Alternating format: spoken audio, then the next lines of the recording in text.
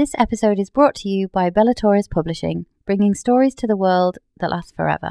Today on Faithfully Fantasy. When Jack said the dragons are not telling you all the truth about the wars, I was wondering, is it maybe there's something between dragons and Venin? I am leaning to the fact that it's due to the bond, but I don't think that is it an intrinsic thing, is there by mistake. And I think that hints to Violet's mind-walking signet that's going to come later. Yes, but for me, the weird thing in this scene with Aura Beinhaven is that they're saying this first wing, the one that causing all of this, and she is dead. But I was pretty sure she was second wing.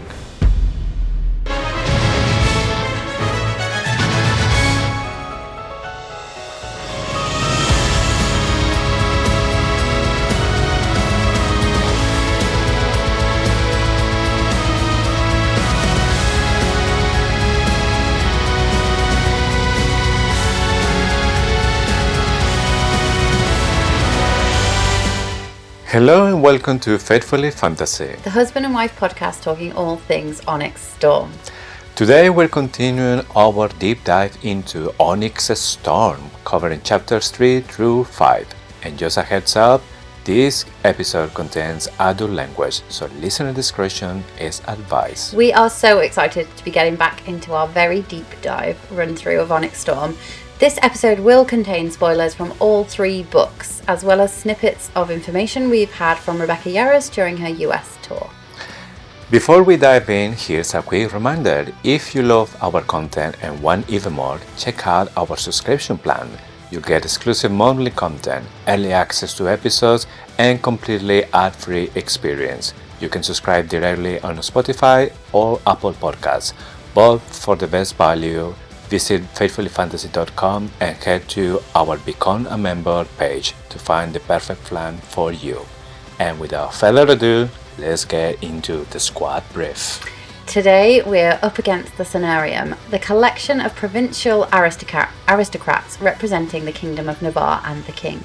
We receive our orders to join the task force, which will be led by Grady, of all people, Violet's former RSC professor. We get our first hot and steamy moment with Venin and Xaden until they ruin yet another piece of furniture and call it a day. Mira is back, and she's brought the mother of all runes with her.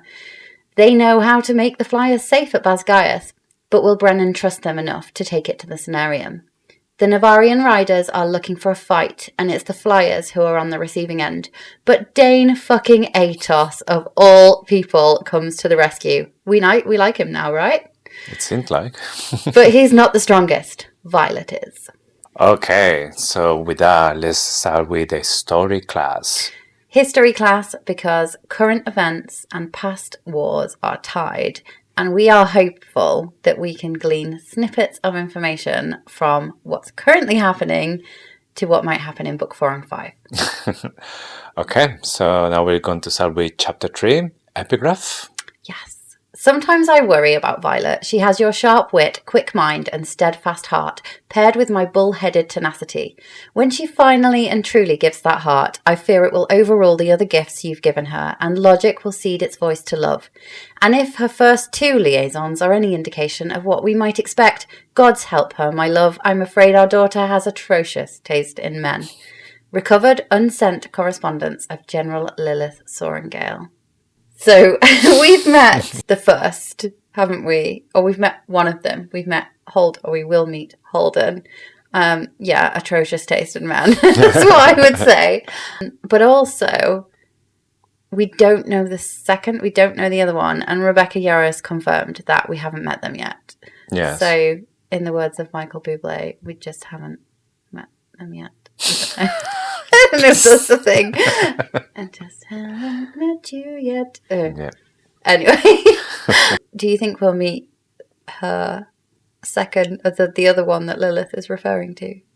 I don't know if it's going to be somebody that's going to be important for the storyline, or is it going to be something like a mystery? Because we know Xaden, he had like a lost woman before Violet. We only met Kat so far, I don't know if we male more like X. Xaden, I guess, yes, it was a good term of the event because there was like a complex going on with Violet there because she wasn't a princess, she wasn't royal, she was just like the daughter of the general. I don't know that is true. He just cheated on her. He was an arsehole. Before Rebecca confirmed that we hadn't met them yet, I wondered if Lilith had written it after Daddy Sorengale died. Because she didn't want to get let go to him. You hear stories, don't you, when you lose someone, that people continue to text them and tell them news until eventually someone replies and says, I'm really sorry, I've got your person's, this number's been reallocated. And I wondered if she was continuing to write to him because she hadn't let go. And actually the second person is Xaden. And because on paper, Xaden is an atrocious choice from Lilith's point of view, initially it would be. Yeah. So I wondered if the timings, because it still says general, so we know that it's later on in her career. But Rebecca Yarros did say we haven't met them, so it'll be interesting to see if we do. The other thing Rebecca Yarros said on tour was that there is a reason that it all says recovered correspondence. So all the correspondence is recovered and we should be scared. So that is something. I don't think it necessarily means that everyone dies. I would like to think it doesn't mean that everyone dies. It could mean that Basgiath is destroyed and it has to be recovered from the wreckage. That could be a reason why. For me, it's basically two things. Either all of them die, Basgiath carry on, and Yesenia, she is the head of the scribes, and because everyone dies, she wants to maybe pay tribute to all of them because they sacrificed themselves defending the continent against the Venin or whatever. So she's making this story like public to everyone. But how does she find that she's the correspondence is recovered? They literally so maybe from the bedrooms, from all the stuff, all the possession they left behind. That's one explanation. The other explanation is they might just defeat the Venin and they just go to somewhere else. Maybe in your case, they turn everyone into gods and then they go to another... or they just go to the Isle Kingdom because they don't want to be warriors anymore. They just want to be happy. They feel like all the Venin, they had the biggest battle and now they just want to be happy. Yeah, I just don't think either of those explain why the word recovered would be used. The only way that recovered, like, you know, when an airplane crashes and the black box is recovered, it means it is found in the wreckage. And that's the only thing that I think can happen, that Basgiath is destroyed. The fortress is breached. Could be. We'll see. Yes. Okay, so we start the chapter with Xaden can sense them. Yeah, so we knew that at the end of last week's episode, didn't we? That Xaden could sense them. I wonder, have there been... I'm sorry, I'm going to get silly. Have there been any really awkward moments where Xaden knows someone's Venin and that other Venin knows Xaden's Venin and we're like, so this is awkward? Brennan, perhaps? Yeah, that's a really good question because we know from Jack Barlow on Iron Flame that he says, we are among you. So there's going to be more than one. There's a Venin already, at least like first stage. How many Xaden can sense? And what happens if he sees there's somebody like a wing leader or... I don't know, somebody from leadership. There's second wing. Yeah. All the second wings, and he's like, oh shit. He would know already, and this is why I don't think all of second wing are. I think there's some serious experiments going on in second wing, but I don't think they're fully Venin. And I think that's possibly why Dane has a bit of extra power, but it's not actually Venin. Not so much to talk about with that. But Xaden is the one, when Riddick finds out that Xaden is Venin, Xaden is the one that suggests, how about Brennan? And Violet says, no, I don't think he's ready. And I'm wondering if Xaden is suggesting Brennan because he knows Brennan already knows. And he just wants that out in the open. And then when they get back to Horatio, we find out that Brennan does actually know and then he's like, I can't help him. I can't fix him. Yeah. But yeah, I wondered how many awkward moments there are. And what if there's other good Venin who've turned for love? And can Xaden sense that? Does Xaden know that? It's just a really interesting thought. Yes, because Xaden is like double weapon. First, he can find the Venom. Second, he can read intentions. So it's like, okay, this guy is a Venom, but he had good intentions. Maybe he Yes. turned for love or whatever. So it would be interesting to see that point of view as Xaden being a Venom. She says, maybe it's dire than I thought, but he's still whole, still him. Just with heightened senses. And this links back to that epigraph where it says that I fear that her love will override her logic, and this is a real good example of it. She does this throughout the book, but ultimately I'm like on her side because I do think Xaden's still there, and I think Xaden's good. Yeah. But on paper, this is a terrible decision, isn't it? Yes. I think this epigraph started directly because how we start the chapters. So Xaden told him that, yes, I can sense that. So Violet like, yeah, but that's just because you have like really good senses. That's it. Oh my god. Which is like such a bad line. Yeah. Yeah. It's what like we say in Latin America, I don't know here, but it's like trying to hide the sun with your thumb. There's like something that it's just right there. It's so massive that doesn't matter what you do, you can't hide it. And you just try a little bit. So it's exactly how it feels for me here. That, okay, he can sense that. That's not bad. That is just a new power that he has. Yeah. That's it. Yeah. In England, we would probably say that she's burying her head in the sand. That she's just pretending that she can't, that it's not bad. Yes, but he was expecting Violet to be scared of him because of that. But she replied, scared of you? Never. So this is, I think, maybe the point of the first part on this book when we actually see her determination. And she can see that, okay, doesn't matter what happens to say that I'm going to be with him no matter what. So I think that is reflected in here. Scared of you? Never. Yeah, and at this point they talk about the wards, don't they? And she says that the magical protection is not just protecting them from him, it's protecting him from himself. So I just wanted to kind of recap, because there's been a bit of confusion around what the wards actually do. So we know that from what Jack says at the end of Iron Flame, the wards don't stop Venin channeling.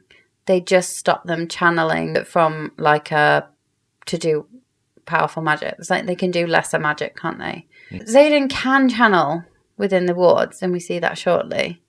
But he just couldn't power his shadows, right? Is that what that means? I'm just trying to clarify it. Yes, like you say, this is something that we'll see, in the next chapter, we will see that Xaden is channeling for the second time. It's just a little bit.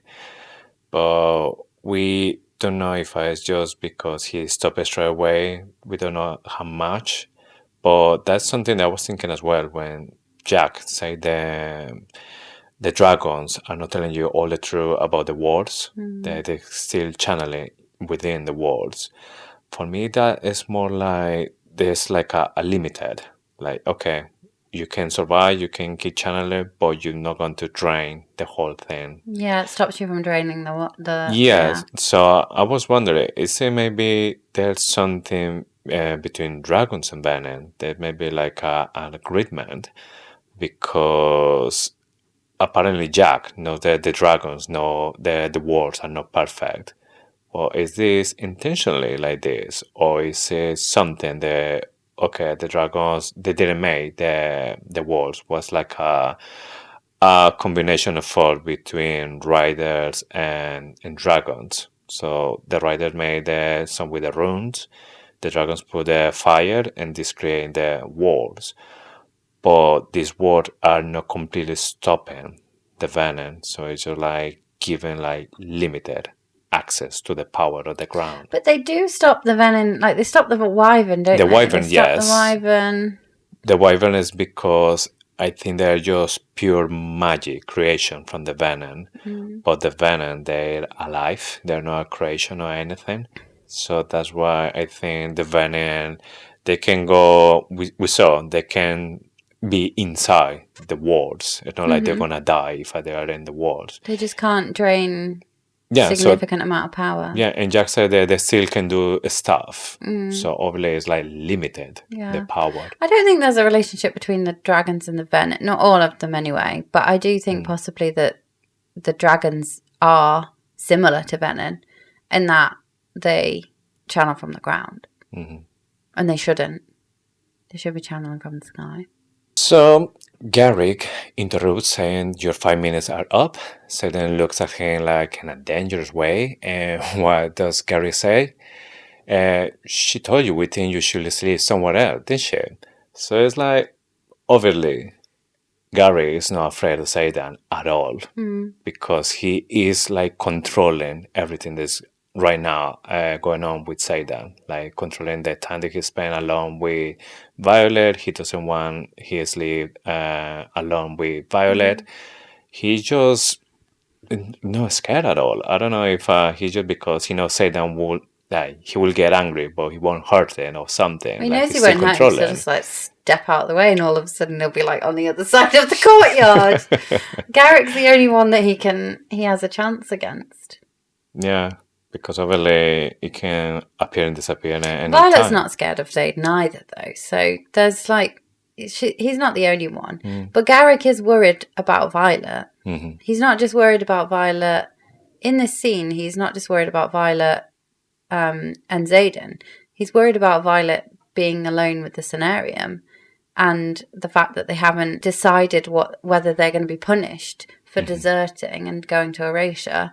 And like, it sounds like he's really worried about sending her in on her own. Yeah, so after all of that, Xaden says to Gary, like, yes, she told me, and I'm gonna say exactly the same that she said.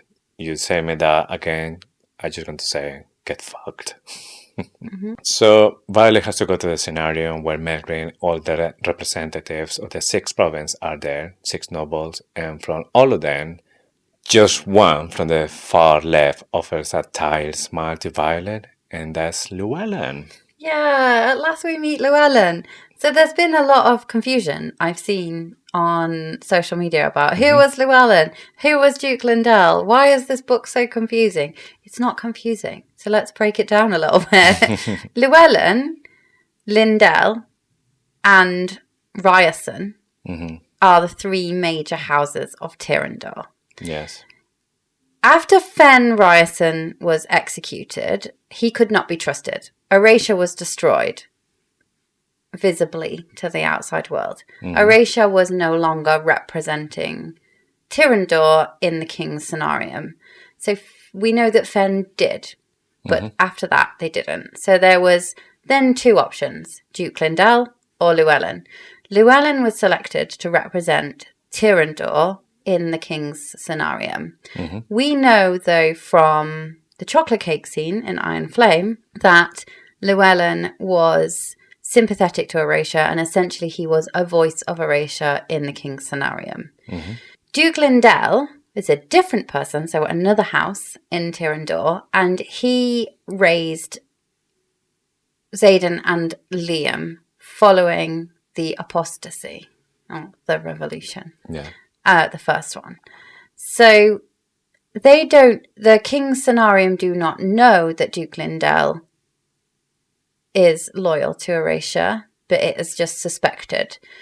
We know that Llewellyn taught Xaden and Liam to fight, so he clearly wanted to give them a chance in the Riders' Quadrant, but it just has never been fully confirmed that he was good at that point. So we have got Llewellyn, Lindell, Ryerson as the 3 major houses. Llewellyn is now known, shortly Melgren will say, Llewellyn, you've been representing Erasure and we haven't dealt with that yet. So we know that he is going to be punished. We know that the way that they do that is by making Xaden Ryerson Duke, and he then re-represents the province of Tyrrendor. So just to break it down, Llewellyn and Lindell are different people, contrary to what we thought before we went into this book. Yeah. And we get to meet both of them in this stretch of chapters. Yeah. I completely understand the confusion because, like you said, at the beginning we thought it was due Llewellyn Lindell or something like that. And the other thing, there's a city as well called Llewellyn. So, yes, Llewellyn is as well a city. So it's like, okay, another thing for people to think like, okay, was a city or a person or what's going on here? It's the House of Llewellyn, isn't it? Yeah. And we don't know where Duke Lindell is.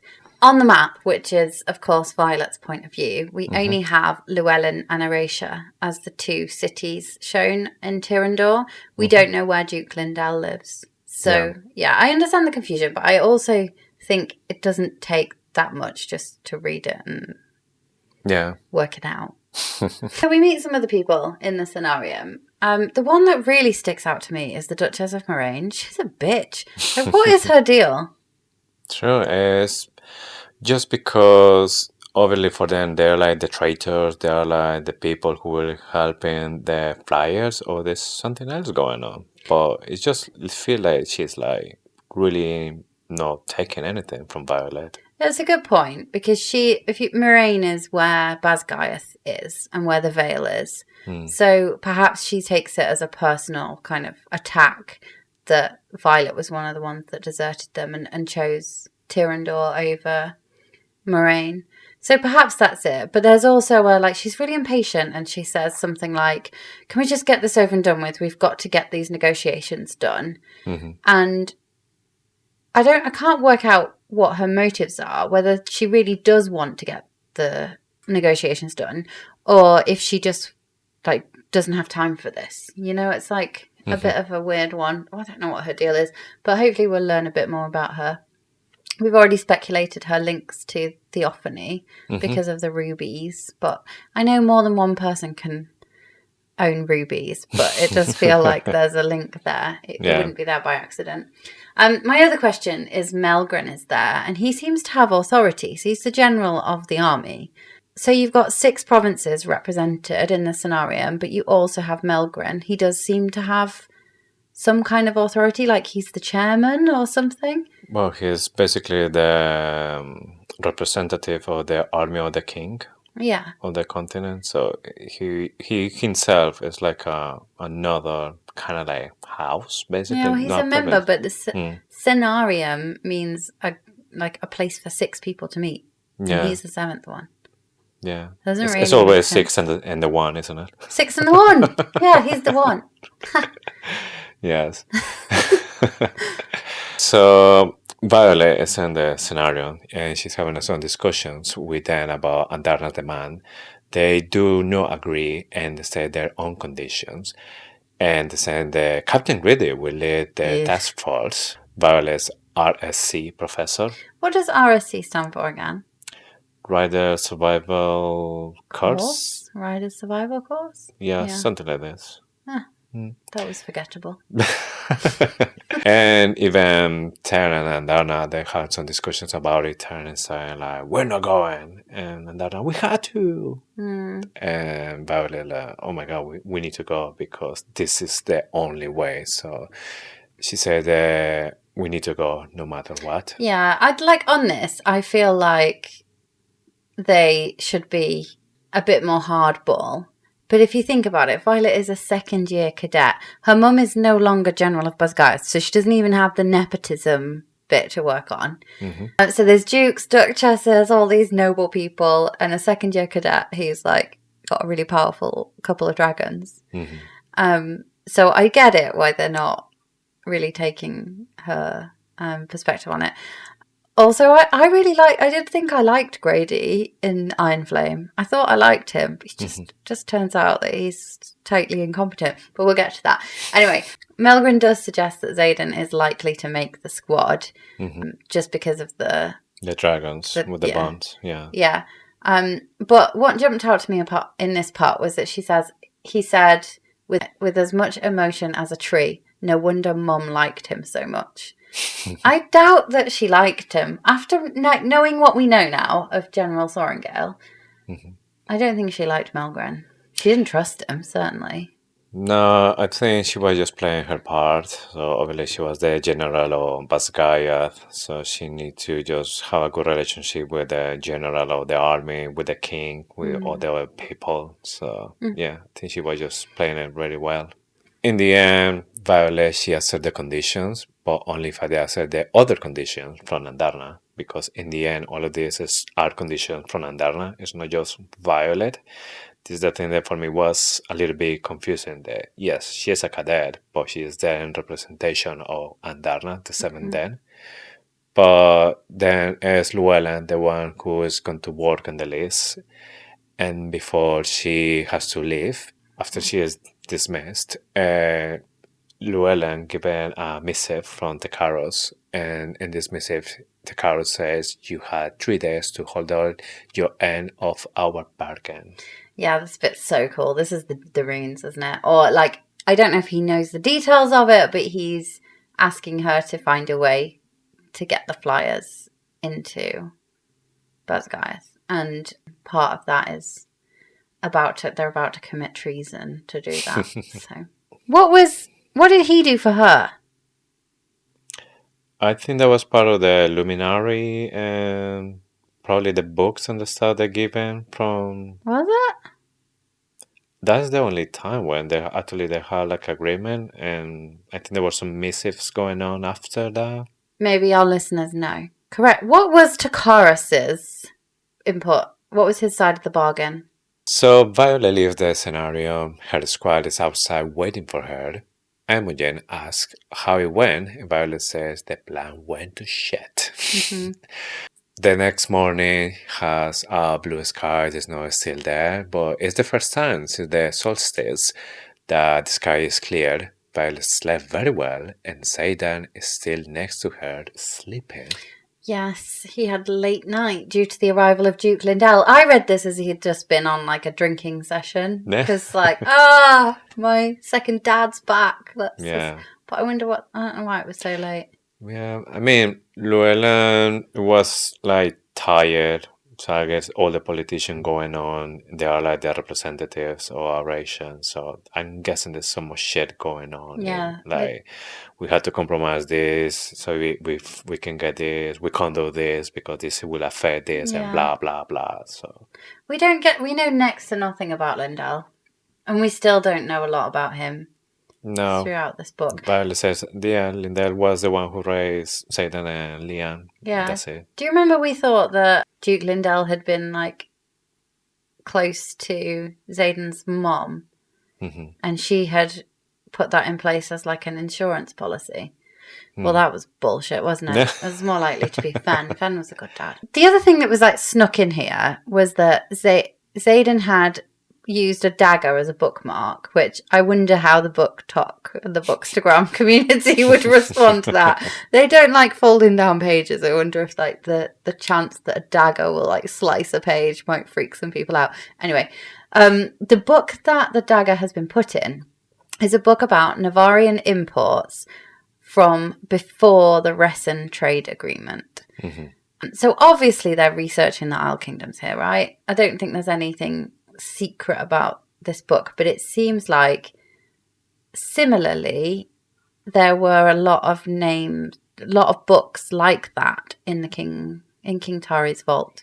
So she goes to do her hair, and Xaden surprises her from behind, kissing her and teasing her, and things start to getting really hot in this chapter. There's some things just before, or during, that are just so well written, and it makes me think, there's a clue there, or not a clue. She always hides things in sexy, steamy scenes. So, the first one, damn, he knows exactly how to take me from ground to sky fucking high in less than a handful of heartbeats. Just, maybe this isn't anything, but the fact that we've got from ground to sky fucking high, and we know that magic is channeled from the ground, also from the sky. What if, I'm just thinking about this as I'm saying it out loud, and I know it's probably totally bonkers and unhinged and ridiculous. It doesn't make sense. What if there's a way for a Venin, they've learned how to channel from the ground. what if they can learn how to channel from the sky? And what if Xaden will be able to do that because of the love thing? And maybe the Irids will be the answer, and actually the good Venin can channel from the sky. I don't know how you would stop the bad Venin channeling from the sky, and I know that I'm spitballing here because I didn't have this prepared before the show. But I like the language. It says he takes me from ground to sky fucking high, and it means that she's like no longer worried. She's not worrying about him being a Venin at that moment. She's not worrying about the ground element. She's worried about the sky. Oh, she's thinking about the sky element. I just thought it was clever. Yeah. And then the other thing I want to talk about is I slide my hands down the warm, bare skin of his chest, my fingertips ghosting the scar over his heart. There's got to be something more to these scars. Wouldn't it be good if those scars prevented him from hurting those people, even in venom form? So there's some kind of blood magic or magic that stopped him. So he is incapable of hurting the 107 marked riders. He is incapable of hurting Violet because he has those silver scars. What if they are protecting him from fully going, from fully turning? And I just think there's got to be more to these scars. And I hope that they're protecting him somehow. I would like to know how is this ritual, because so far we know this is like a Tirish custom, but what exactly, I mean, we know there is taking responsibility for this person, but is it something else that's going on there? Because what about if maybe, he's kind of like putting his soul, cracking the soul for this 107 that was in the beginning. Obviously, some of them are not with us anymore. But these are marks that he is responsible for other persons, other people's lives. So I don't know if for magic that changed things with Xaden. So his soul cannot be fully killed because part of it is with those people that he... Yeah, I like it. I think the other thing that would make this so great would be that Lilith Sorengale was responsible for that. I think that would just tie it up really nice. And it was a protection. That protection then extends to her. So everything was getting really hot, really steamy until Xaden has to stop. He lost control for a moment. Violet thinks that it wasn't that bad because she's fine. Xaden looks at the headboard and there are two faint marks of discoloration. And Violet said, "Did he just channel?" So this is the thing that we were talking before, that yes, he can channel even within the words. We don't know if stop it straight away. So when he started to feel that something was going on, he stopped it, and that's why those little faint marks are there. What would happen if he wouldn't stop it? Everything will just change color, and then he will get much power. That's the part that for me is still not clear, like how much power they can grasp. Yeah, I'm not sure about this either because the mat, when Jack channeled into her on the mat, we didn't get any notice of the mat changing colour or anything. All feels a little bit... Yeah, for me, I'm still thinking that was part of his signet, but so far we still don't know how Venom works inside the words. His eyes were red though, weren't they? So yeah. Anyway, what jumped out at me on this scene was the smell of burning wood. Do you remember the Throne of Tyrrendor? Yes, the one that we think there is a room hidden. Did it just get hot and steamy sometime? I mean, another Venin, Fen, or somebody, and start to drain half the chair? Because it says it's burnt. Half the chair is burnt. And the fact that she smells burning wood. Yeah, so it's interesting because within Age, he loses the color, but that means that if he's doing it in wood, what's going to happen to the wood? It's going to get really dry, and then it's going to turn to ash, or it will get burned. Right, chapter 4. Epigraph. There are 2 reasons rider cadets are not given the same summer and winter leave as others. Firstly, civilians do not react well to dragons casually roaming their villages. Secondly, raising tigers for war requires locking their cages lest they turn on each other or you. Sharpen the Talon, a professor's guide by Colonel Tispany Calthea. Mm-hmm. But they do turn on each other though, don't they? They do all the time. Yeah, every single day. Every minute of every single day. Yeah. They turn on each other and have fights. Also, like, I was thinking, what is this book? This book is literally a guide for professors on how to be more brutal at Basgiath. Mm-hmm. Sharpening the Talon, it's called. I wonder what else it says. Yeah, we don't have any more kind of epigraphs about this, No. isn't it? Yeah. It's like, design the most brutal obstacle course. Mm-hmm. And, like, let's make them fight against each other. But let's not let them use their signets. That's the only thing we won't do. It's a bit weird, isn't it? Yeah, true. So it's just basically, yeah, they can fight as much as they want, but they can't just kill each other using the signet. Yeah, and they can't go on holiday. Yeah. Because that will make them nice, decent people. We need them angry all the time. And Yeah. not being able to like release all that tension. I'd be like that if I was never allowed a holiday from work. Yeah. We start the chapter with Violet trying not to push too much importance to the fact that Xaden channeled again. So again, the previous epigraph from Lilith that she's just ignoring all the red flags and like, yeah, no, everything is fine. He didn't do all that kind of stuff on my body, so it's fine. Yeah. And Xaden is not optimistic about it, but at least she said, well, at least your eyes are not red. Yeah. So that's like... Again, like, Lilith Sorrengill knew that her daughter was going to be, like, lose all logic when it came to Xaden.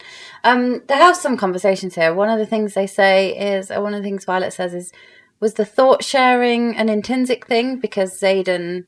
no, it's Violet this time. She sends an image of the broken armoire down the bond. And they're like, is that an intrinsic thing or is that to do with the bond?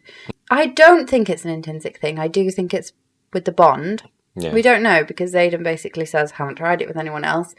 And the other time he did it was the, like, shall I get the wing leader moment from 10 when she was practicing her signet with Car. I am leaning to the fact that it's due to the bond, but I don't think that is it an intrinsic thing is there by mistake. Mm-hmm. And I think that hints to Violet's mind-walking signet that's going to come later. Yeah, when I was reading this, I wasn't sure if I were talking about, yes, it could be maybe part of her signet. They start to go and not just when she's sleeping. It's something that she just can do anytime. Like, you know, when in the throne scene where she was like reading Xaden's mind. I wasn't sure if it was like a signet thing or maybe there's another reference that maybe they're made, you know, like dragons, but they are humans. They're made. meant to be together. Yeah. I do think there's still something there about that. But if we're talking about mind walking, it's not that she's in his head. It's that she's putting her own memories into someone's head. Mm-hmm. And that is really quite terrifying because you could manipulate somebody's memories that way, couldn't you? Yes, maybe that's why Rebecca Yarrow said that we only see just 10%. a little bit. Yes. Okay, we get a little bit more politics. So this is where we get the explanation of all 3 of the houses of Tyrrendor that we talked about earlier. But it also covers kind of a bit of Duke Lindell.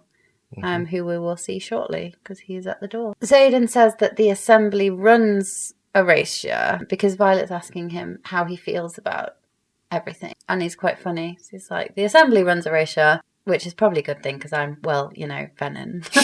That's not good. Yeah.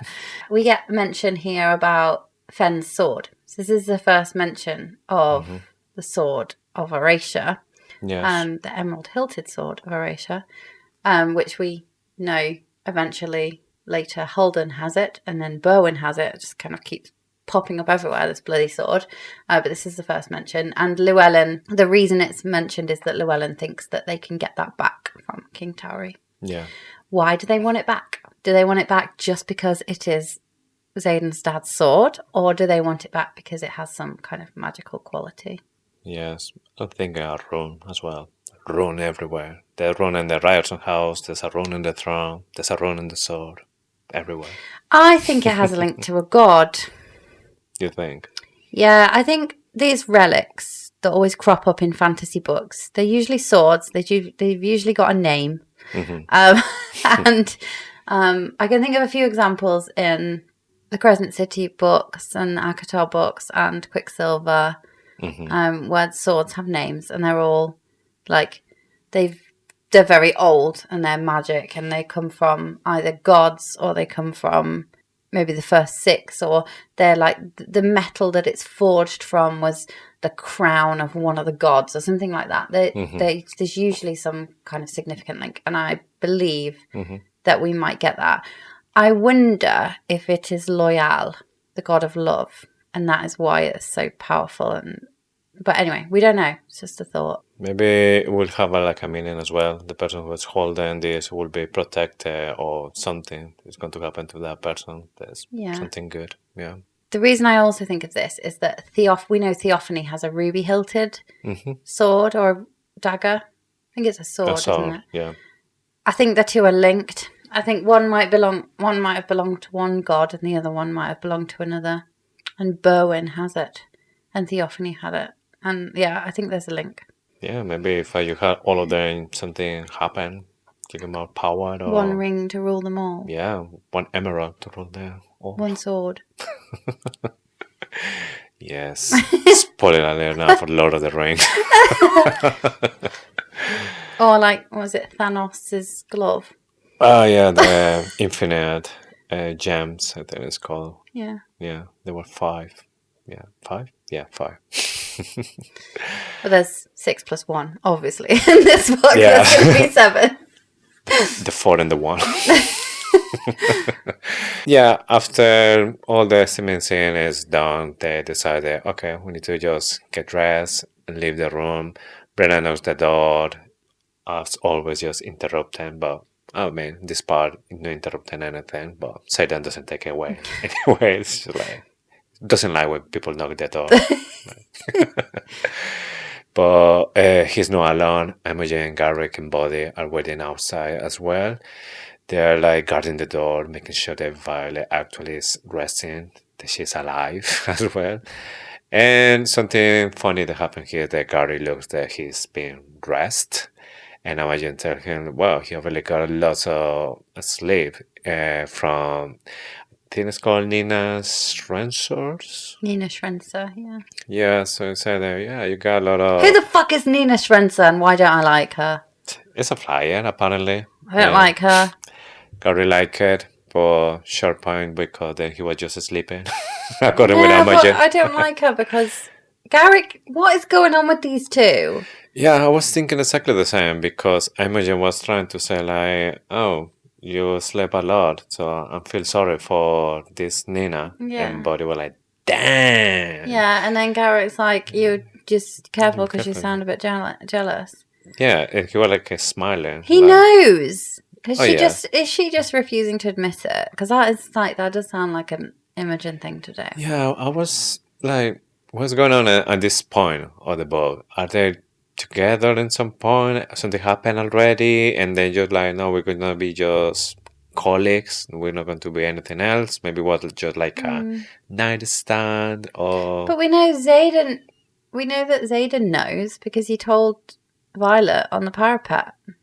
We know. Yeah, well, we know Imogen Imogen likes Garrick. We don't know. Yeah, what about Garrick?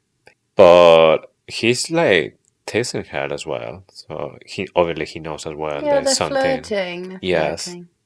Anyway, Garrick figures shit out. Seems like he does towards the end, but then he goes missing, and that's why some people think that he's the one that turned Venin, because he had to save her, and he was already knackered, and he had to channel to get her back. Yeah. But then something that we're hearing this scene is a voice, and it says, seriously, figure out your shit out, kids. We're in the middle of war. And Smira, she's back. Yay. Yeah. So Brennan That said was really unenthusiastic for both of us. Yeah. Yay. No, I do like We like Mira. Mira. Yeah. I was terrified when she got her throat slit. Yeah. That was I was thinking that, oh my god, that is the end for her at some point. Me but too. then Garina Brennan, it was there, so like, well, And he has to Sloane. be there for a reason. Yeah. Sloane and Dane. But I was annoyed, and I sent a really angry text message to my mum after I read that. You know, the end of the chapter where she gets her throat slit, and then we don't know. The next chapter, we're like, oh, she's saved, but you think she's dead. Yeah. I was like, why did no one spoil this for me? Because I got Quinn's death was spoiled for me, and that still, Yeah. still affected me. I still cried a lot, like a baby.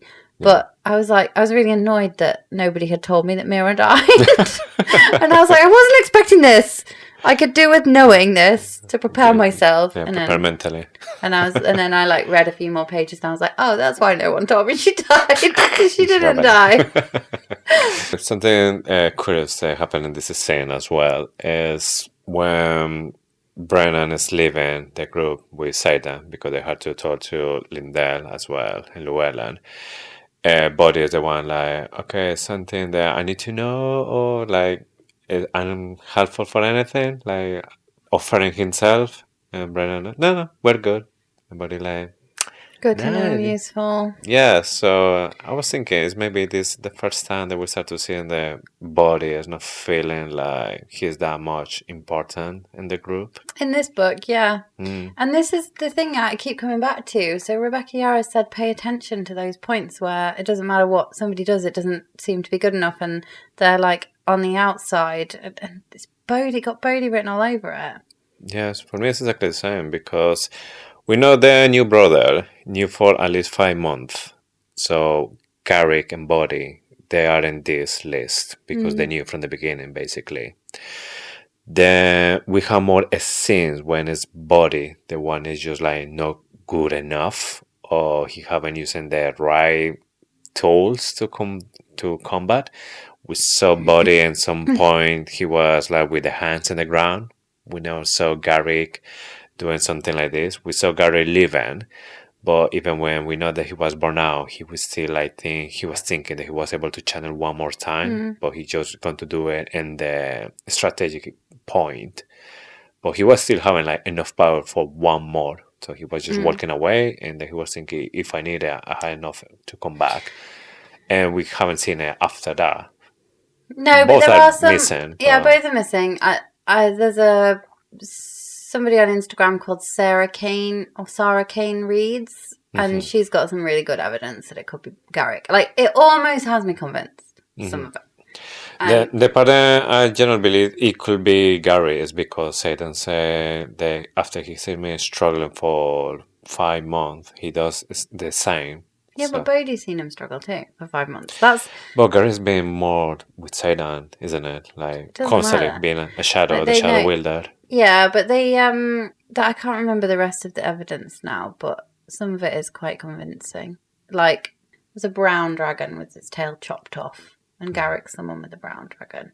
But the green dragon, Bodhi's dragon, has a hole in its wing. So every time I see some evidence for Garrick, I'm like, also Bodhi.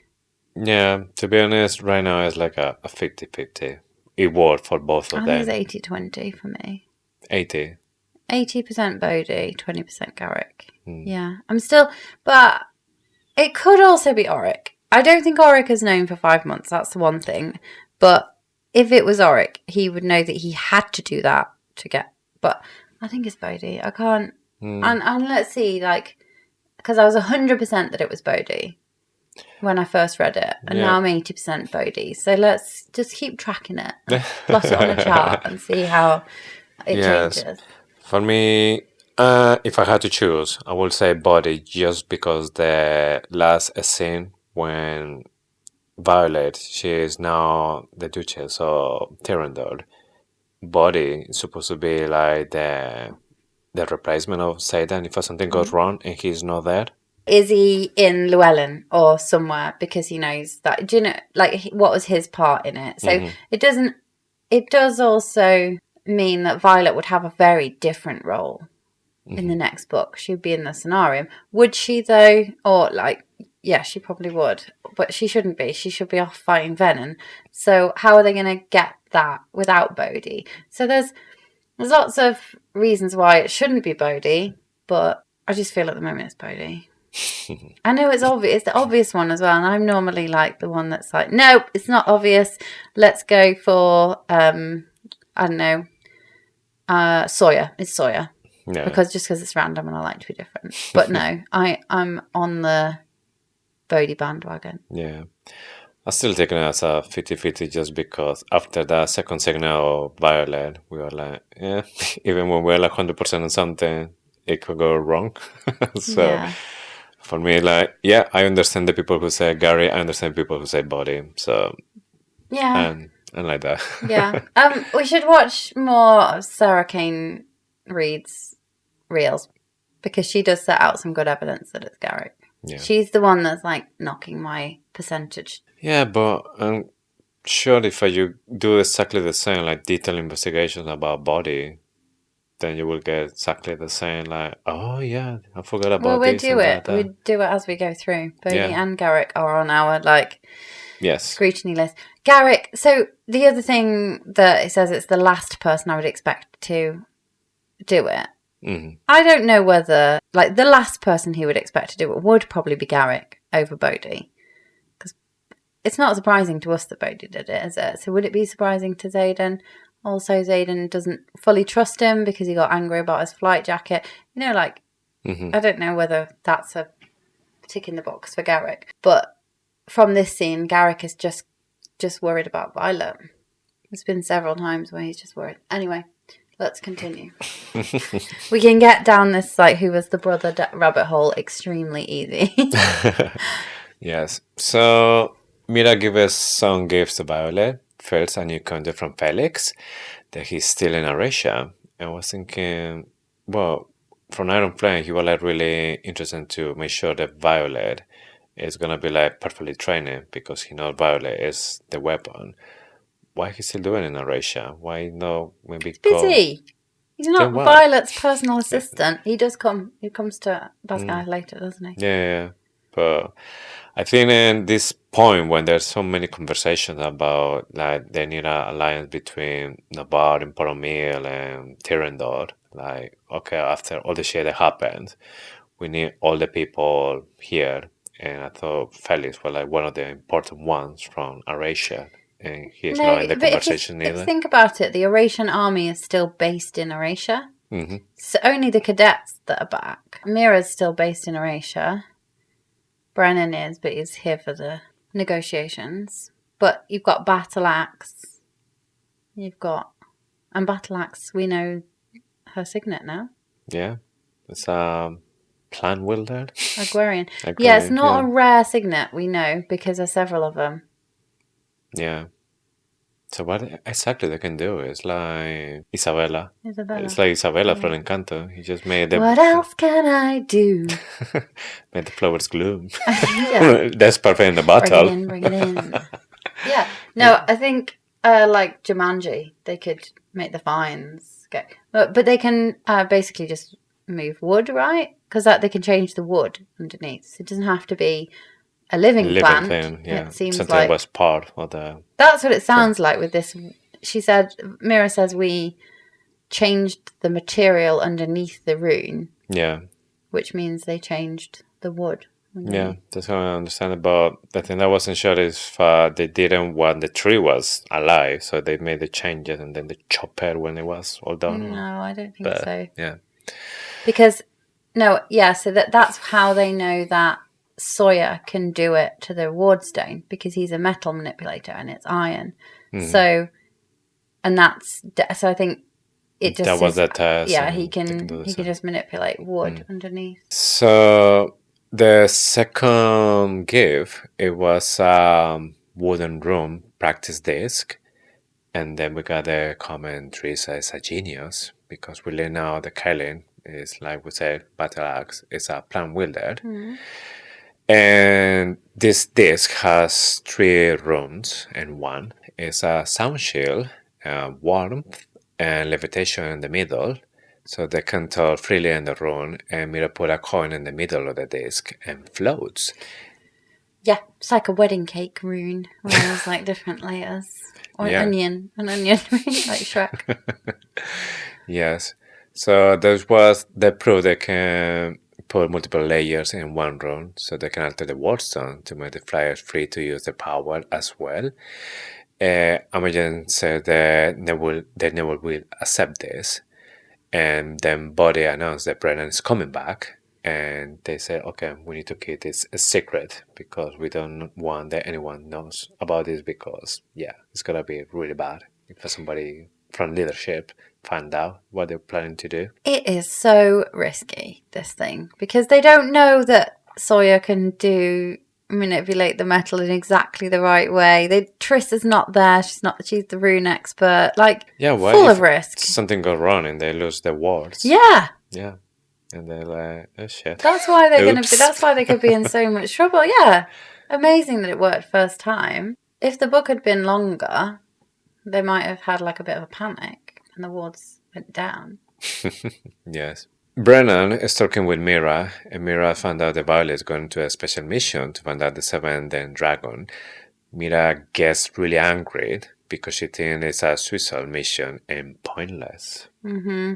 So something like there was a whole argument between Brennan and Mira here. Brennan explains this as Queen Mariah thinks that the age of Andana's egg means that the Irids know how to defeat the Venin.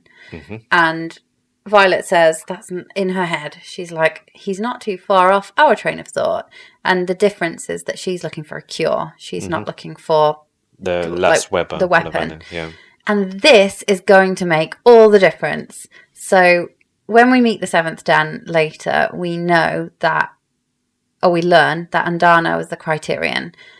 They believe that she bonded with Violet. Violet is just as bad as everyone else because she wants to fight or she's a rider. She should never have bonded with a Feathertail. She should never have stopped time, etc. But this will make all the difference because Violet is not looking to defeat the Venin. She is looking to cure a Venin. Mm-hmm. And while she has to kill a lot of Venin in that quest, she ultimately is the one that wants to unite the continent and the Isle Kingdoms, probably. World peace. Yes. Mira, she said the wars in Arecia had less than 6 months. They had a discussion and Mira gives the disc to Brennan. He realized what it means and said the scenario won't accept it. Violet said this is the only way for the alliance. And Brennan said, that's what I'm afraid of. Yeah, because he knows they're going to do it and he knows that the penalty of treason is death. Yeah. So he's worried. He knows they're going to do it anyway. There's also quite a big argument between Brennan and Mira about which one of them is more like their mother, and it's like a bad thing. They're throwing it as an insult. Mm-hmm. But then Mira's like, you dare say that when you won't even take our last name. This is the last we see of, or we hear of Aeserai, Lieutenant Colonel Aeserai. Yeah. From this point onwards, or when he turns up next time, he's wearing a Soaringale badge. Yeah. Okay. Chapter 5. Chapter 5. Epigraph. Never forget that dragon riders have been selected, trained, and even bred for cruelty. Expecting mercy from a rider is a mistake, for none will be given. Chapter 1, The Tactical Guide to Defeating Dragons by Colonel Elijah Yoban. Mm-hmm. The main thing that jumped out of this to me was bred, and it says riders are bred. It says that riders are bred for cruelty, and I think this comes down to the legacy rider thing. So you get rider with rider and you make a better rider, and it's like genetically modified riders. No, that's second wing. But it made me wonder how it went down when Lilith Soaringale, such a prolific rider, fell in love with the scribe, because we know that Soaringale always walks off the battlefield and is never carried, apart from Brennan, obviously. Womp womp. But I wonder if it's like Grandad Soaringale, Grandma Soaringale. They were all riders. I think the key in the relationship is how long they know each other. Maybe they know each other for a long time before. Sweethearts. Yeah, maybe it was before she was a cadet and he was a scribe. Yeah. So I guess until we don't have all the information, I think it makes sense if they were like really young, like before being cadets, they start Well, to you just see fall each in love other. with who you fall in love with, and Lilith Sorengale obviously was just like, screw it, because you don't always have riders and riders, do you? Yeah, I mean, we saw that part when Liam was really interested into Yesenia, Sawyer with Yesenia as well. So obviously there's attraction, riders and scribes, maybe. Yeah. The other thing is that obviously this is a tactical guide to defeating dragons, and it talks about the riders, that you would never have mercy from a rider, but this chapter is all about how the Eurasian riders have accepted the cadets. And if you think about how the Eurasian riders first didn't accept the flyer cadets, and even when they were walking up the Madaro Pass, there was problems, and then when they got back to Eurasia, there was problems. So it's just a stark contrast of how the riders from Eurasia are totally intolerant of this attitude when they had that same attitude. And they remember Ematario and De Vera had to get them fighting it. They had that one opportunity to fight it out on the mat. And this is just the same, but they're totally intolerant because they're now like, they're part of us. You're going to mess up everything. Yes.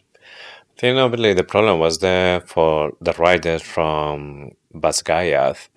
They think the flyers are just not worthy from respect because they haven't crossed the parapet, they haven't gone through the gauntlet, haven't like born with a dragon. So they think they're just so inferior to them. They But that's shouldn't what be the there. Eurasian riders felt like as well. Yeah. It's just the same. It's This just is- like a year later or 6 months later. Yeah. And the funny thing is that they said exactly that. They were like, you won't respect them unless they cross a parapet. So yeah, they just think the riders can cross through more like hell than the flyers. But the flyers, they had to put a lot of effort to trying to defeat a rider, because that's something that Violet was saying. Yeah, maybe they don't have a strong signal like us, but combat with feet, they will win because they had to be really good because they don't have the signet to protect them. So in this chapter, a few hours later, they are waiting in the gathering hall. Riders and flyers are all together. So they're having a bit of a chat, and Violet's thinking about Venin, and she's like, oh, this place could be teeming with them or whatever. But Xaden can sense them, so I'm comforted by that. Again, she's comforted by the fact that Xaden is a Venin, and it's starting to be like a little bit unhinged.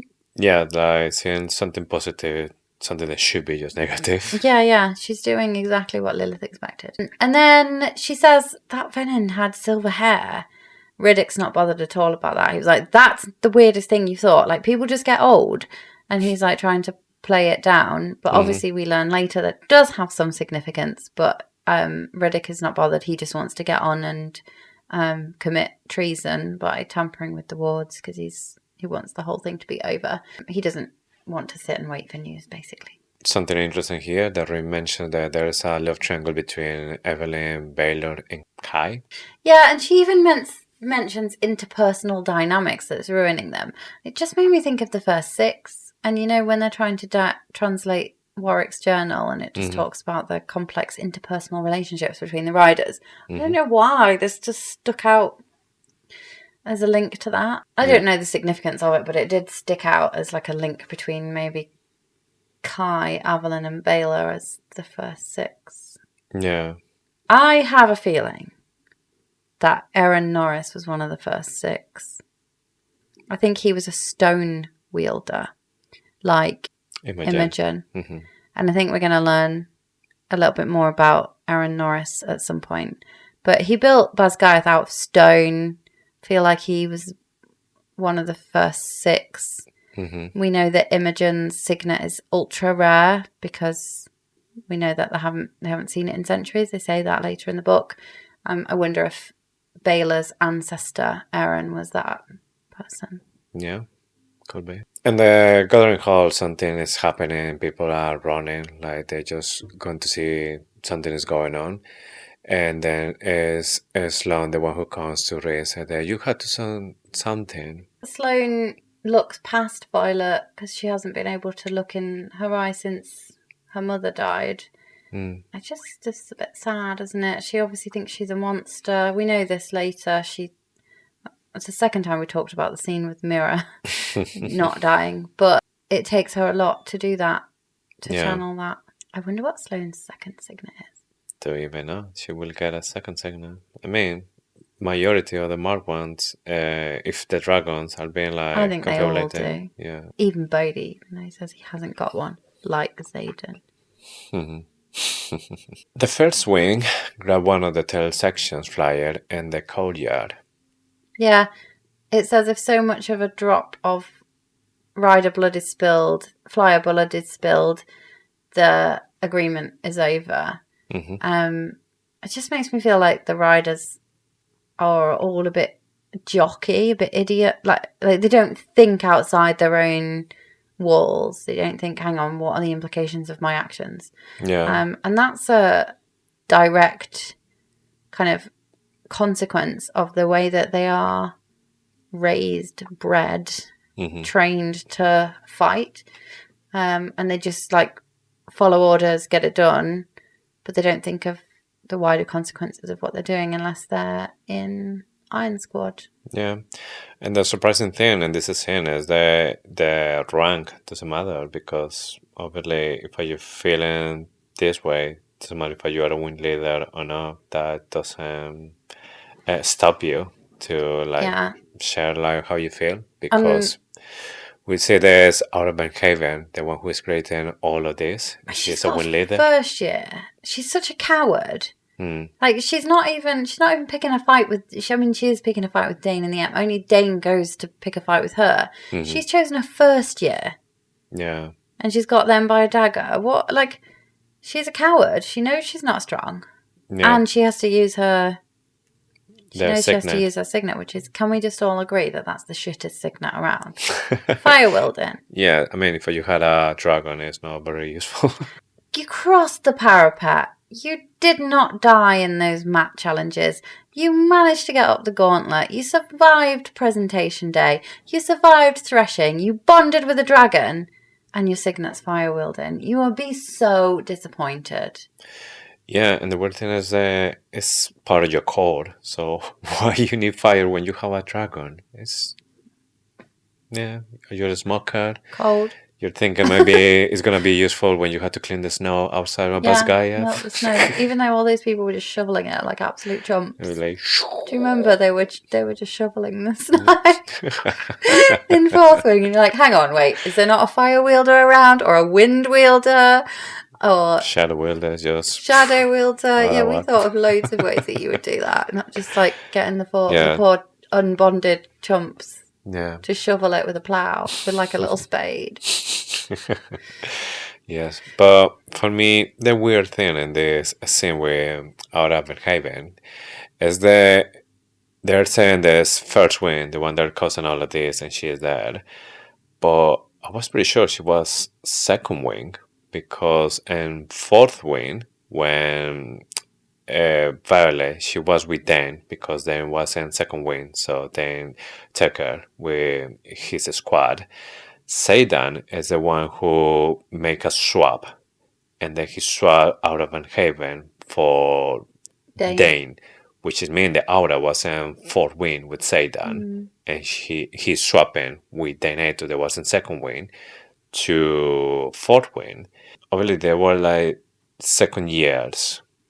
So, which means that when she turned into wing leader, she's supposed to stay in second wing? Not necessarily. So, if a couple of things that could have happened, there could be two squad leaders in one wing that were capable of being wing leaders, and then nobody really outstanding in the other wing. So, they make them both wing leaders and they transfer one across to the other wing. That would be fine. Another thing that could have happened is that but they had a lot of reshuffling because fourth wing virtually left, didn't they? Yeah. So there's only a few people left. So they might have had a complete restructure. Yeah. what I suspect, though, is that somebody else knows. I don't know what hand Lilith Sorengale has in it, though. That's the only question. That they could be second wing are being kind of experimented on to be these like ultra soldiers. So they put a wing leader from second wing in every wing because we know that the fourth wing have a new wing leader. Were they previously also in second wing? That's the question. Because I don't think it necessarily has to be your rank, but you're right. She was in second wing. Yeah, obviously with this, I don't want to make think that maybe it was like a mistake in the book. I'm taking more or less from the side that yes, we believe that something's going on with second wing, and they didn't want Aura Beinhaven there with them, and they just like kick him to first wing. She wasn't even good enough for second wing. Yeah. I do not like Aura Beinhaven, but she does get her just desserts. Yeah. Later on, she gets like she won't last that much. Speared through. I imagine it's the middle finger of the dragon, like the wyvern, And just like spinning her around. The middle finger.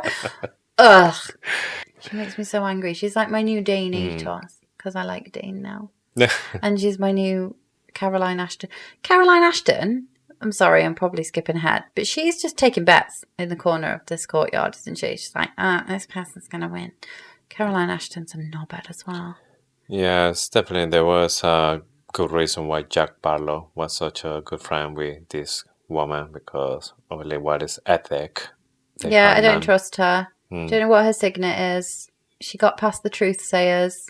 What's her signet? She's a liar wielder. We had truth sayers, so she's a liar sayer. A lie sayer. Yes. There has to be like a counter, isn't it? Yeah. So somebody, however, said the truth, she always said the lie, but it goes as a true. Something like that. Violet see what's going on. They call for Dane to hell, like you say. So Dane is just trying to stop Aura. And we have as well Eric, and he's coming in, says to Violet.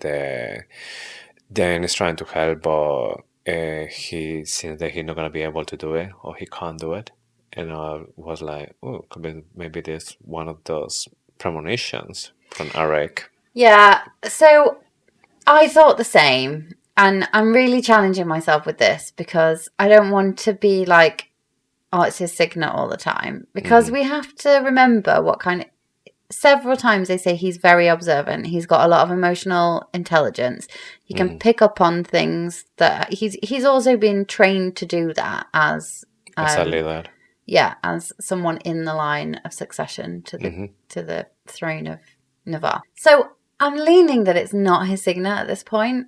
Rebecca Yarros on tour confirmed that he does manifest in Onyx Storm. He hadn't manifested in Iron Flame, which is a shame because I did think in the Ward Chamber was a really good place. And we asked our Discord group when I actually offered a prize for the best one, and I haven't said who won that yet.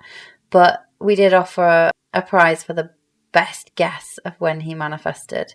And I like the ones that manifested in Iron Flame, but... So the prize isn't going to go to the person that was actually right. The prize is going to go to the person who we think is the best answer. But anyway, I think we need to be careful with this, that we just forget how awesome Auric is as a character and as a person, and what his personality and his kind of ability is. And I'm leaning to the fact that he's just reading the room at this point. Yes, because it's a part when Violet said, like, any chance that you might want to step up as a prince? Like, yeah, sure. Yeah. But, with this information about Rebecca Yarros saying that he didn't manifest it on Iron Flame, that had like a lot of questions in the air as well, because then, again, how he found out there was Xaden the one who killed Alec, because that's still not resolved. That's not. No, yeah, that's not precognition though. I think the dragon told him. I think Sigale was like being Billy Big Balls in the Vale and being like, because it's another blue. Yeah. Right. So the reason for the fighting, there's a few things here that like, this is an essay, but I do want to say this. And it like links up to what I said around the Eurasian riders not really empathizing at all with the Navarian riders. And I know there were, like, don't come at me for this, because I know the Navarian riders are dickheads and that we just need to work together to win this war. But war is never simple. It is never simple. And there is always a reason for both sides to be fighting, whether it's propaganda or whether it is a genuine difference in opinion. There isn't an excuse for war, but this is me sitting on a sofa with, in Andana's words, the privilege of peace. So I can kind of comment on it sitting in a peaceful country, broadly. And so one of them says, I think it's Imogen that says, I didn't hear you complaining when the Flyers were taking your little sister to the infirmary. And that obviously, so there's a, like, they were helping you, so you should be on their side. Yeah. But then later, we hear that Aura Beinhaven has lost a cousin in one of the offensives from the Flyers. So she has grown up, or she has kind of got this ingrained version of a Flyer, and they're attacking. They killed her family, and it's the same thing. There is never, like, it's never a simple explanation for why two sides are fighting with each other, and they genuinely believe that the other side is bad. So I just wanted to kind of put that out there, that yes, I think Aura Beinhaven is a twat, and I think that the Navarian riders are kind of stupid for not thinking beyond their own prejudice and the implications on the negotiations. But it's easy for the Iron Squad to say that because they're so close to the negotiations. Violet's brother is leading some of them. Violet's boyfriend, I don't know, that doesn't feel like a strong enough word for what they are, but you know what I mean. He's part of it. It's all linked, but not everybody in the quadrant has access to that information. They don't know that the negotiations are tense. They don't know that there's a chance that they might not go ahead. They don't want them to, because these people are responsible for the deaths of their family members. So I know I'm going off on one, and I do think that they should all work together, but I also think there's no understanding of why they might be feeling like that when it is exactly how the Eurasian riders felt when they were asked to take in the Flyers at the same point. We know that the Navarian riders are bad, but I also think I can see why they're like that, but I don't think it's a good thing. So, yeah, in this scene, obviously, we see a lot of things going on. We see that even Kat is involved in this, that she wants to fight. Violet is trying to stop her. And then Violet is trying to say, like, don't be stupid, that you're going to get killed. And she was like, oh, so what? So you're going to lose one of your rivals, or you're going to find out that I'm better match for, say, shut up. Yeah, this is so weird, because at the end of Iron Flame, we kind of thought this was over. But I do get it. It helps with Kat's kind of redemption going forward, to have a little bit of like her annoying self. I think it's one of those where she's just slipped back into, because she's fighting a rider, so she's like all rider. I think she's just not capable of controlling her emotions at that point, which is probably why she manifested that emotion manipulation signet and mind work, whatever. It's not a signet, but gift in the first place.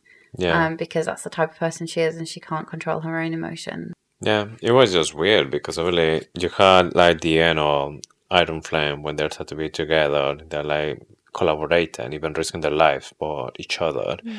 At the beginning of this book as well, you see that she is with Sawyer. She's like learning story from Navarre. So it's like, yeah, she's one of the gang, and then this just comes like, yeah, but she's still not fully accepted, is it? Because Rhea is like, Kat, just do whatever, do something.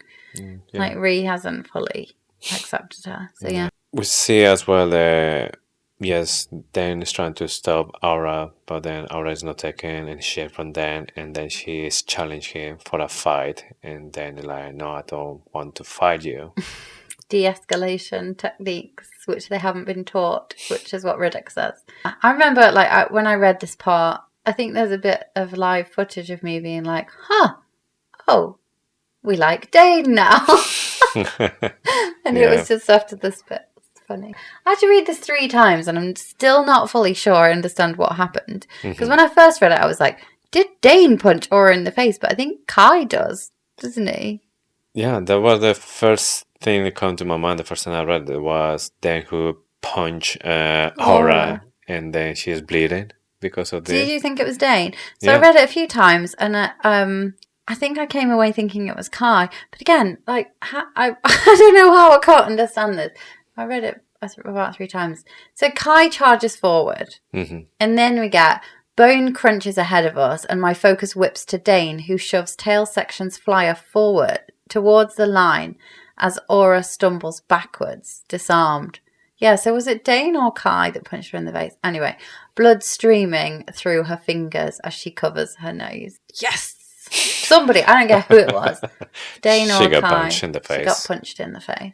I might have some very mixed feelings when it comes to Dane. I don't have mixed feelings anymore. Violet says, I may have some very mixed feelings when it comes to Dane, but there's no way under Amari's sky that I'm going to let Aura harm any Oration rider, let alone my oldest friend. What I liked about this paragraph was under Amari's sky, and again, it's another sky reference, and as a god reference. I don't think she would say under Malak's sky, under Loyal sky, under Zinal's sky. Yeah. Amari is the god of gods, which makes me wonder whether there's a link to the 7th Den and Amari. And Re is the closest depiction of Amari. Queen of Gods, isn't she? Yeah, Queen of Gods. Queen of Gods. And then we get a little bit of grump from Tern because Dane isn't capable of commanding respect. The respect, yeah. Fear. Whereas we know Fenrisson could, and we know that Xaden can. So she's saying something like, we need Xaden right about now. And then Tern is like, the Dark One cannot unite what he broke. Violet comes to that same conclusion, doesn't she? Yeah, she said, Tern is right. And then Darna repeats, he is not the strongest. You need to, do something. Oh, this is Dane, yeah, he is not the strongest. Yeah, and Darna said, yes, that he is not the strongest. She's in it, and Darna feels... Or it feels to me like Andana's in a bit of a panic here. She's saying it twice. She's like, he's not the strongest. He's not the strongest. Like, you need to step in. And I wondered if we're talking, like, some precognition here from Andana again. Like, she knows what's going to happen. I think maybe it was because from the first time that she says that, it's telling to Violet, you are the strongest. You need to do something now. And Violet, like, yeah, she's right. He's not the strongest. And they're like, he's not getting it. They're like, he is not the strongest. Like, hello. Why doesn't she just be like, come on, use your signet? But Violet finally she understands that she is the strongest. So she gets involved in the fight as well. And then she says, if you're going to wield, then it's me who you will dealing with. And that is the end of the chapter. Yeah. And then we'll pick up immediately afterwards in the same scene next week. Yeah. So shall we move on to Oryx Auguries? So Oryx Auguries is the part of the show where we talk about our favourite theory that has been that stems from something that's happened in the last 3 chapters. Yeah. So do you want to go first?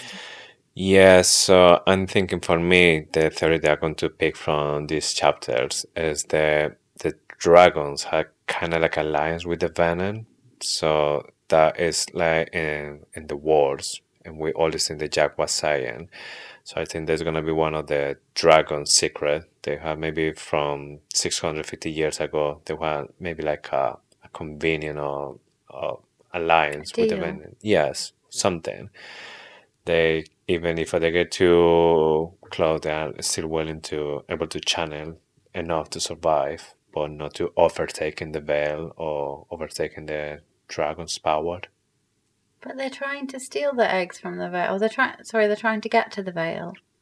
Yes.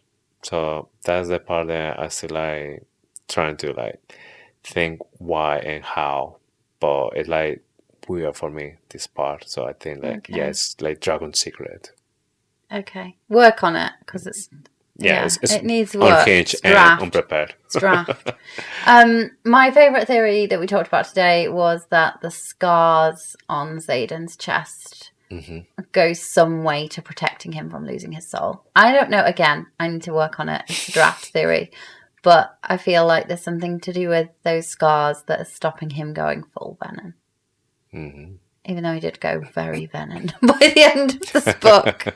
It's stopping him from losing his soul completely. Yeah, I mean, he's a Venin. There is no doubt. The question is that he looks like he's still himself. I think his soul belongs to each one of those people. It doesn't belong to himself. Yeah, and even though some of them have died, like... Yeah, that's the conversation that we had in the previous episode, that if it's not taking the soul, what else the magic can take to have like a balance? Yeah. So sticking with the theme of precognition, we will just take a bit of a sneak peek of the epigraph from chapter 6 that will start next week. It's a very short one. Never turn your back on a rider. Major Friender's Guide to the Rider's Quadrant, unauthorized edition. Yeah, what's this epigraph about? It's like so short and so like, is it actually useful for, I don't know. I don't think so, but it is very relevant for the next chapter. Yeah. While they're in this fight. Just before we wrap up the show, we need to enter the interrogation chamber. Last week, we asked the question, taking Violet and Xaden out of the picture, who is the most powerful rider we know of? Who do you think? For me, it will be Rui. Really? Yes, because if his signet is 100%, if you can take anything, why she stop it to like heart or head from somebody and then come into the head? Okay, this is interesting because you read powerful as destructive then. Yes. So I think it's Auric because I think he can channel his power, like knowing what is going to happen when Before it happens. Yeah, not just because that means that he can defeat someone. He can win a war. He can like change the future. He can like, so I didn't take it as like who's the most destructive. I took it as like who channels their power, who can channel their power into the most like powerful signet. Yeah, I mean, for Auric, it's still a signet, so that means that he need to still channel it to use it, and he can't overuse it, which means that he won't be able to see every single time what's going on or which battle or which I don't know, a scene is gonna be like relevant for him. But for me, Rui, that the fact that she maybe once she is like 100% the signet could be destructive, could be useful because obviously she can bury a full body eventually, I think. Put it on the ground, maybe a dragon as well. She can kind of like Garrick, but obviously she need to maybe, I don't know if eventually she will be able to do it herself, like she teletransport herself or retrieve herself, something. Well, I thought just that thought that she can maybe kill somebody just like hard. Or, you know, like Riddick can just freeze their body. Like, yeah, exactly. Different. So I think that will be like, oh, that's gross though. End up with a human heart in your hand. Effective. Yeah, no, I'm still going to go for Auric. Ready for this week's question? Yeah. What do you believe is the most useful / powerful object we have been introduced to in Onyx Storm? Oh, that's a really interesting one because there's a few objects there. Yeah. Don't answer it now. Think about it next week. And we will pop the question up on Instagram during this week so that other people can input as well. We forgot to do that last week. I'm really sorry. We can leave the interrogation chamber now. Next week we'll be covering chapters 6 to 8.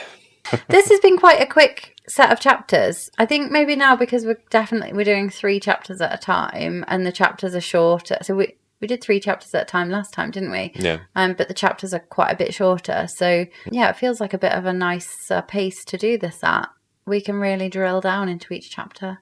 Yeah, we're scanning every single sentence, every single word, and see what can we get from that. Yeah. Don't forget to follow us on Instagram and TikTok at Faithfully Fantasy Pod. We now offer exclusive content through subscriptions on Instagram, Spotify, Apple Podcasts, and Supercast via our website. With so many options, there is something for everyone. We're most active on Instagram and Discord, so please be sure to join the conversation and connect with us there. And with this, we have just one more thing to say. Thank you for listening to Faithfully Fantasy, the husband and wife podcast talking all things Onyx Storm.